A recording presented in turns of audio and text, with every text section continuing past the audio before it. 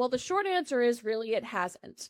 We tried to use that method that's really built up our website on the TikTok shop setup. It didn't really work out for us because when people shop our limited edition drops, they're often coming to our site because of a special collaboration that we've been promoting. And all of these really exciting pieces that we've been able to create are not what people are looking for when they come to TikTok.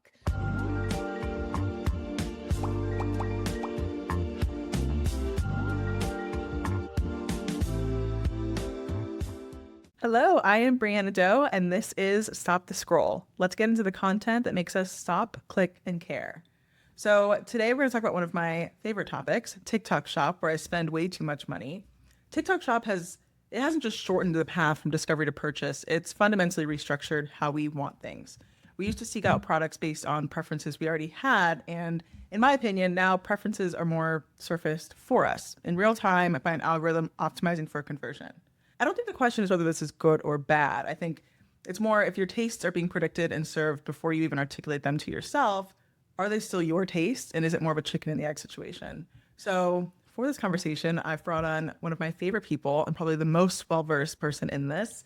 Gabrielle Noakes, the e-commerce manager at Dixon Flannel, is here with us today, and I'm so excited. So thanks for joining me. Yeah, hi, Brianna. Thank you so much for having me. I'm excited to be here. Of course. So before anything else, can you just share a little bit of context about what Dixon Flannel is and what your role looks like? Yeah, of course. So Dixon Flannel is obviously a flannel company. We've been around since 2013. We have seen insane growth over the last 13 years. It started with our founder selling flannels out of the back of his Scion at motorcycle rallies. And now we are up to over 150 employees. And we hit our milestone goals of 125 million last year. So it's been incredible growth. My particular role at Dixon is as the e-commerce manager to handle everything website generated, essentially. The user experience, the product launches and releases, because the way our business works is we do limited product releases. So we do at least 3 or 4 releases a week because everything is limited edition. And then just trying to improve the site, creating mobile apps, getting us onto TikTok Shop, which I've been working on for over the last year, I would say. So it's been a crazy experience, but I've really enjoyed it. Well, I think your role sounds really interesting. And I think one of the many things that I find interesting about Dixon is that the business model is centered around this whole idea of the limited edition drop.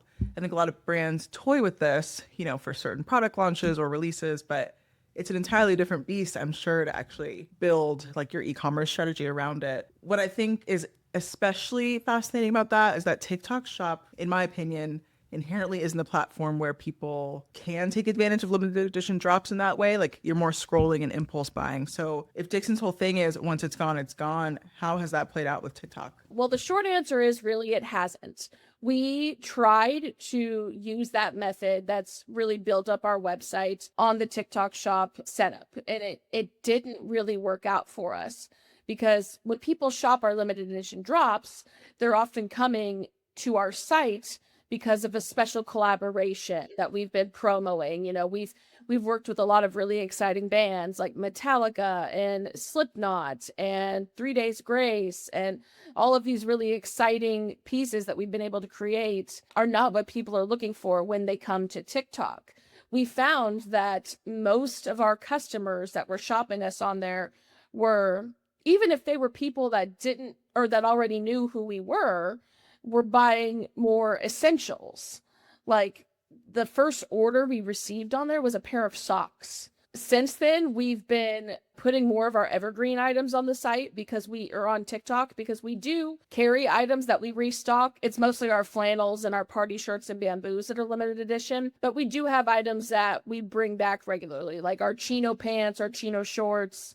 We have a whole workwear line for the blue collar man, and so we bring that back, and we've really been expanding upon that, and we actually recently created a heritage line of flannels, is what we're calling it, which is some of our most popular flannel patterns that we've brought back permanently.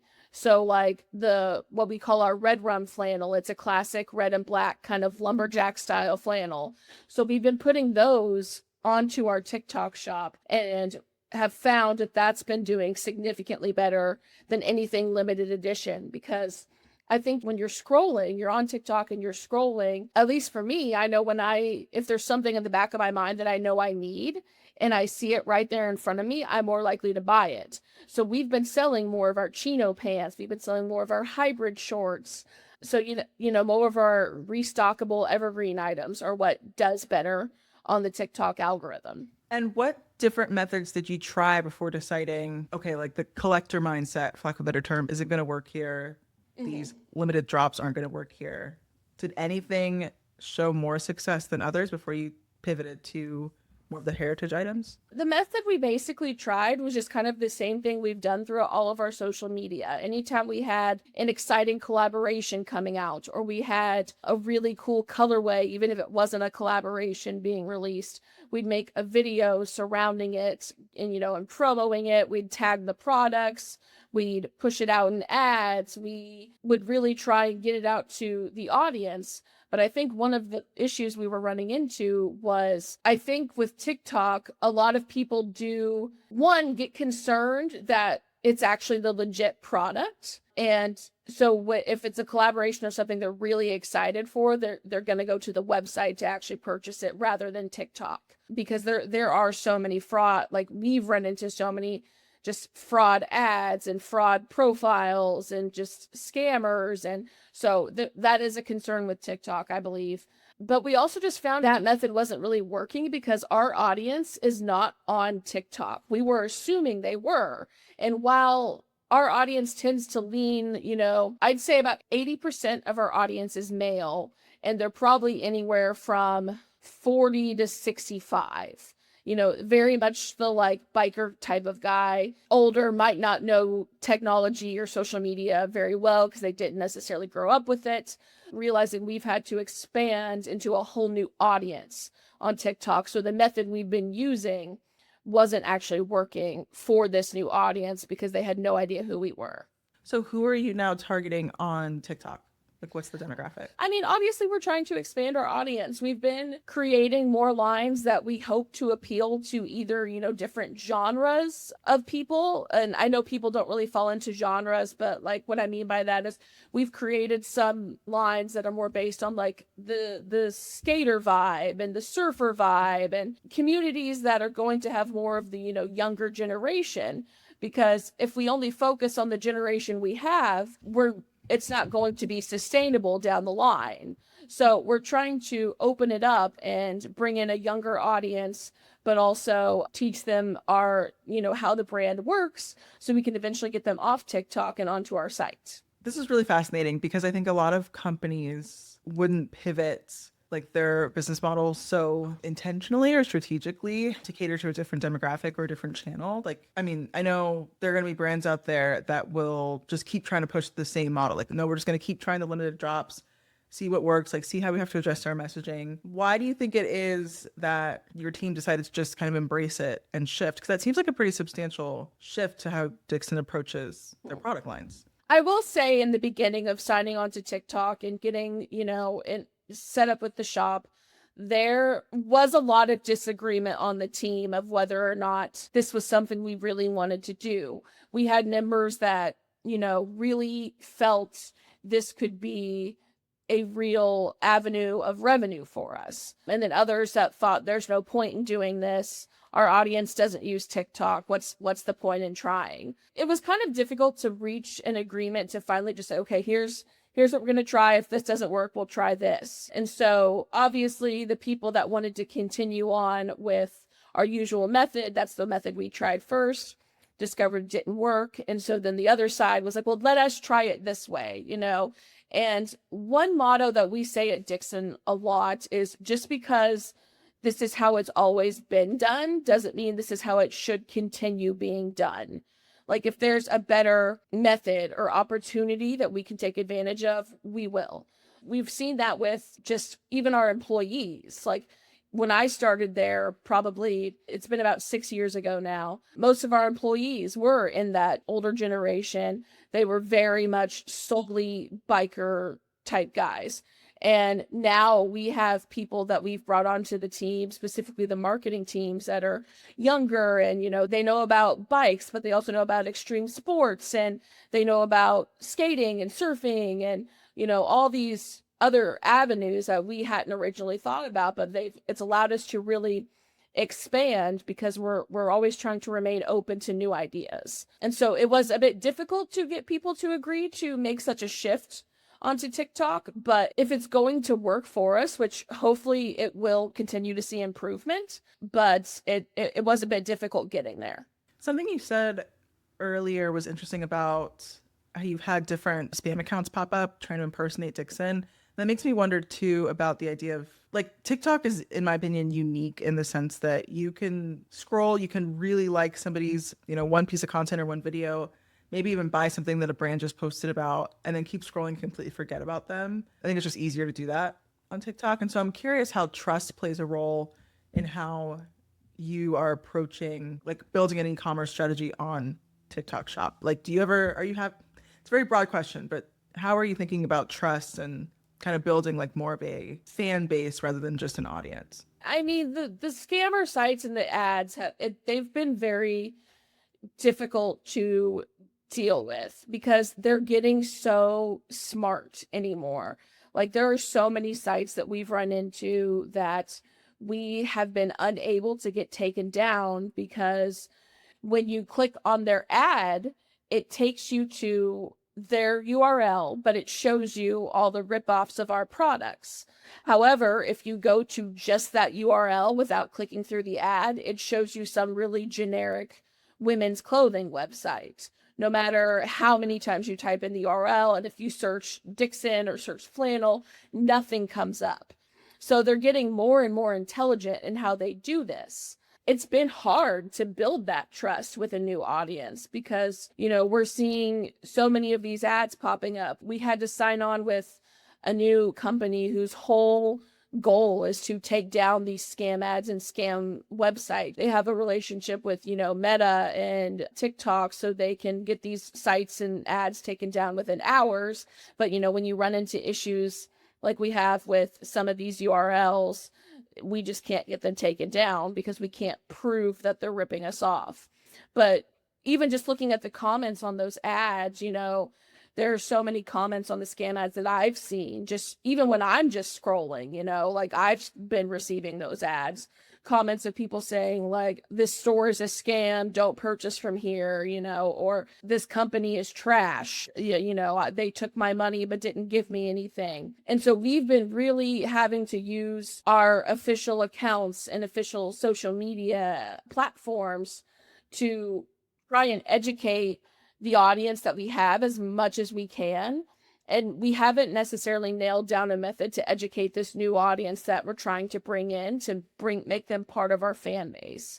It's been really difficult, but it is something that we're always actively working on. And it does help that we do have reps at TikTok that we do meet with. Like we have assigned CSMs and an assigned tech manager who helps us out with that. But it's a challenge that we haven't quite overcome, but we are trying to find the best method to do so. Well, and I think even taking it like a layer deeper too, Dixon has built an incredible cult following. I mean, my only biker I know is my brother-in-law, Mark, and he and his girlfriend are obsessed with Dixon, like absolutely obsessed. And I believe all their friends are too. And oh yeah. My stepbrother was a huge fan of Dixon before he even became my stepbrother. So when he found out that that was where I worked, he got really excited, and he's a big biker guy. So it's everywhere. Well, yeah, and that's the thing. I think to your point earlier, like the current demographic off of TikTok, that 40 to 60 or 65, you're right. Like you have to expand your audience to keep us like sustainable growth. Do you think you can develop a cult following on TikTok? I think it's doable. I just don't think the method for it has been discovered or mastered yet necessarily. And this was something that I was actually thinking about earlier today, just not with brands. I was thinking about it in like the idea of entrepreneurs that have, kind of made their followings on TikTok. Like Brittany Broski, she went viral for a video that she shared that was her being confused about the taste of kombucha. And now she has a whole show where she's bringing on celebrities. So I think that she's interviewing. So I think it's doable. I just don't think companies and brands have quite nailed down and mastered how to do it just yet. Is your CEO on TikTok? No, our CEO typically stays away from social media. Well, then kind of switching gears really quickly, what's something you've observed so far on TikTok or TikTok Shop that you can't fully explain or that you think is really surprising about the way people are engaging? Yeah, I mean, we're mostly trying to figure out why people are coming to us for mostly essentials on TikTok Shop. We just added a lot of new product onto the shop just this last week. And we added our workwear line on there, our new canvas work pants, and everything that we've added that's been evergreen and is more of an essential rather than something fun and exciting is doing really well. And we're trying to do some just A/B testing to figure out why that might be. If, figure out if, its price is an issue, because TikTok Shop does offer a lot of discounts on their products. And we haven't set up any kind of discount process yet. We're testing different avenues like affiliates and what that looks like to see if maybe branching into more of like kind of the influencer realm is going to benefit us, because TikTok is a lot of influencers, and that's really where a lot of their traction comes from. And I feel like too, just a lot of our pieces are not necessarily meant for impulse buying. When I think of impulse buying, I think of some of the things that I've been served. And, I get a lot of like stickers for like book talk themed stickers and like Kindle cover cases and just a lot of smaller things that aren't something I usually think about. So that's why it's been kind of surprising to see that what's doing the best for us is more of our essentials. We do plan to maybe put some smaller, more impulse style items on our shop. Like we do have tumblers, we do have keychains, and see if that makes a difference as well within our user shopping experience. Have you found that this has impacted like the AOV or the average order value?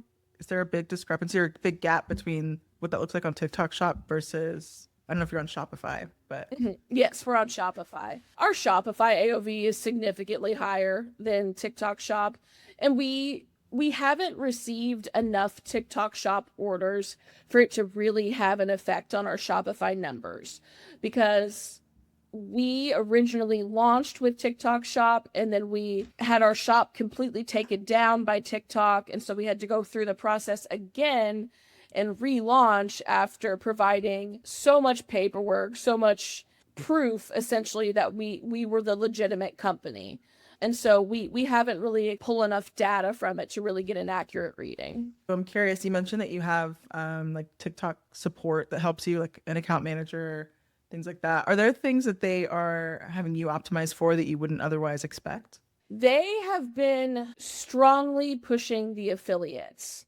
Like they have so many campaigns and promos and things that they run through TikTok. And I've been thoroughly surprised at, even though it's something they're pushing heavily, how much control we have over it. So, for example, this affiliate program, we just signed on to it because we're giving it a shot. And what it is we submit products from our shop that we will agree to send out samples of. And then these affiliates have to apply to us to be able to request these samples. And then we send it to them and potentially create a partnership. But to even be able to apply to this affiliate program as one of the affiliates, you have to reach a certain standard. Like you have to have a proven generated dollar amount per month with other brands you've worked with. And then we get to select from the people that have applied who we want to send items to. So if it's someone that doesn't necessarily fit any of the audiences we're trying to reach, and it's not someone that we think we want to work with right now, we can turn them down. So that's been really shocking to see just how much control we have over it, considering how much control we didn't have when it came to like getting our shop taken down. And it's been such a weird contrast, I guess. That is so fascinating. Have you figured out what success is going to look like with this affiliate model? Like, this is what needs to happen for us to continue this. And you don't have to share. You can be as specific as you want to be. To be completely honest, we haven't entirely nailed that down because this is something that we have been so hesitant to even sign on for, because we personally view affiliates and working with influencers as kind of gimmicky.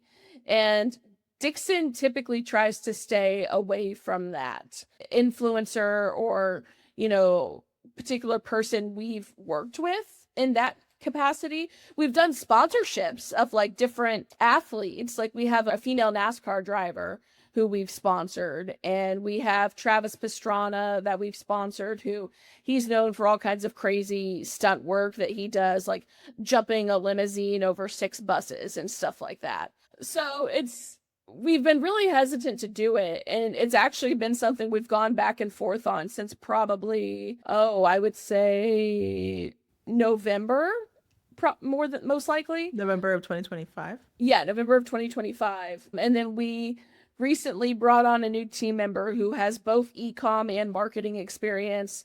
And when I brought her into this call to kind of introduce her to our TikTok CSM that we have, she was like, yeah, let's do it. We want to make money. Let's do it. So we finally got the ball rolling on it. And it was such kind of a last minute decision that we haven't actually nailed down like what we want success to look like with it. So I think right now we're just testing the waters and seeing what becomes of it. Yeah, that makes sense. I think this question's out of left field, or this thought's out of left field. But I think it's so interesting that your team finds influencer marketing gimmicky when you do so many band partnerships. Mm-hmm. That is a form of influencer marketing. And even sponsoring like the NASCAR driver, that is a form. It is. And I'm not the person that sits here and says it's gimmicky. I see the benefit of it for sure.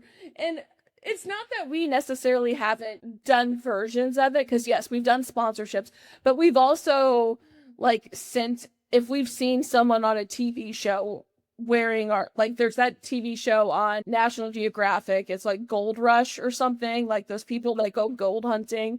There's a gentleman on there that wears our flannels all the time. So we sent him some flannels, but we did it under the idea of, okay, we're going to send these to you. You don't have to do anything with them if you don't want to. We just want to gift these to you. And then if they put something out, we'll reshare it. I'm not sure why they feel it's so gimmicky, but for some reason that's the hill they've chosen to die on. I genuinely just think it's so interesting, because that is actually influencer gifting. Yes.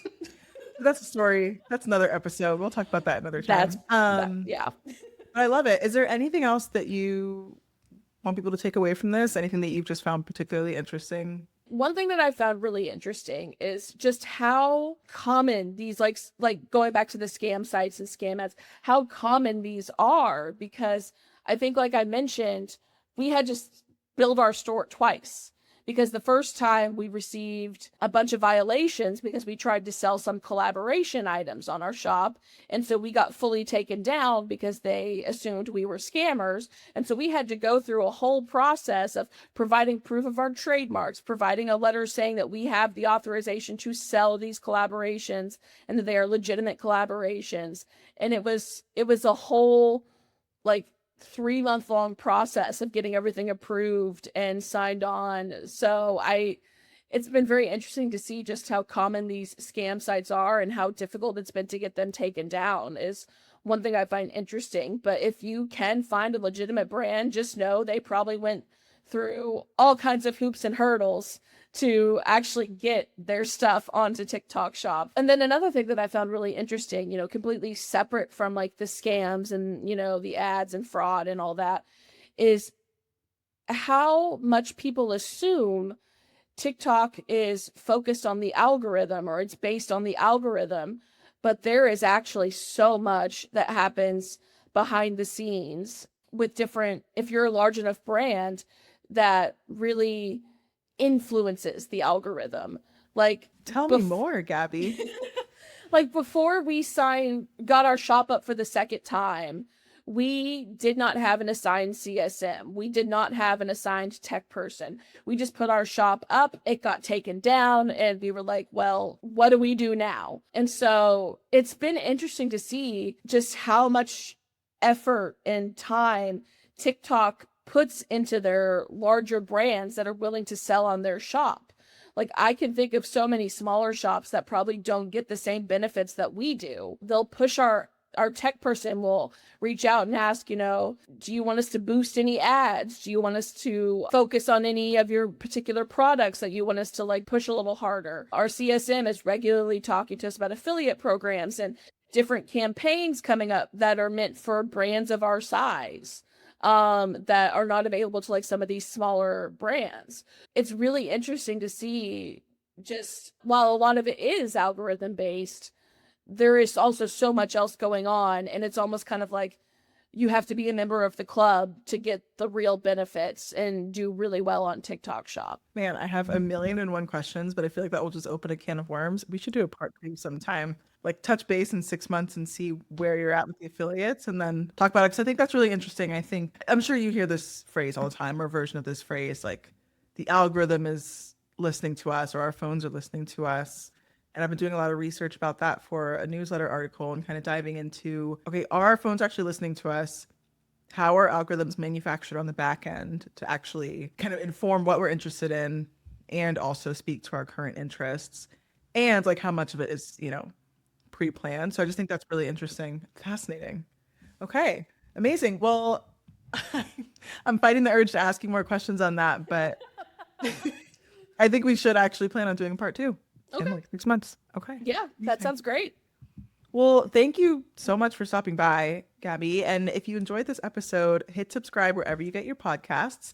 And for more on what's shaping the definition and demand around the content that we consume, you can sign up for my Stop the Scroll newsletter. The link is in the show notes, and I will see you in the feed.